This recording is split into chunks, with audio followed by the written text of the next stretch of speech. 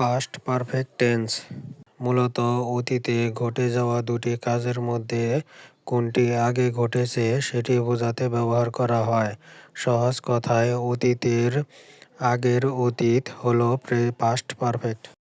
যখন অতীতে দুটি কাজ সম্পন্ন হয় তখন যে কাজটি আগে ঘটেছিল তার ক্ষেত্রে পাস্ট পারফেক্ট টেন্স হয়, আর যে কাজটি পরে ঘটেছিল তার ক্ষেত্রে সিম্পল পাস্ট টেন্স হয়।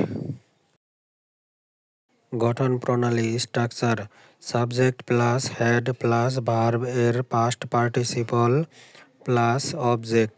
উদাহরণ: I had finished my work. আমি আমার কাজ শেষ করেছিলাম। বিফোর এবং আফটার এর ব্যবহার: পাস্ট পারফেক্ট টেন্স এ এই দুটি শব্দের ব্যবহার খুবই গুরুত্বপূর্ণ।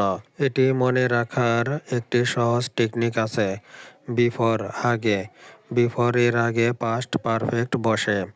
আফটার পরে, আফটার এর পরে পাস্ট পারফেক্ট বসে। উদাহরণ: before the patient had died before the doctor come. ডাক্তার আসার আগেই রোগীটি মারা গেল। After the doctor come after the patient had died. রোগীটি মারা যাওয়ার পর ডাক্তার এলো। কখন এটি ব্যবহার করবেন? অতীতের দুটি কাজের মধ্যে তুলনা। উদাহরণ: When I reached the station, the train had left. আমি যখন স্টেশনে পৌঁছালাম, ট্রেনটি ছেড়ে দিয়েছিল। অতীতের কোনো অপূর্ণ ইচ্ছা বোঝাতে। উদাহরণ: I wish I had worked harder. আমি যদি আরও কঠোর পরিশ্রম করতাম।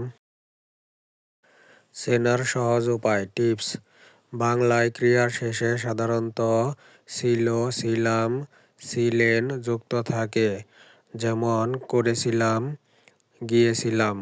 বাক্যে before, after, when, by, the time, already, just এই শব্দগুলো প্রায়ই থাকে। একটি ছোট টেবিল তুলনা করার জন্য। টেন্স ব্যবহার উদাহরণ: সিম্পল পাস্ট অতীতে কোনো কাজ হয়েছিল, I ate rice. Past perfect অতীতের দুটি কাজের মধ্যে যেটি আগে হয়েছিল, I had eaten rice before he arrived.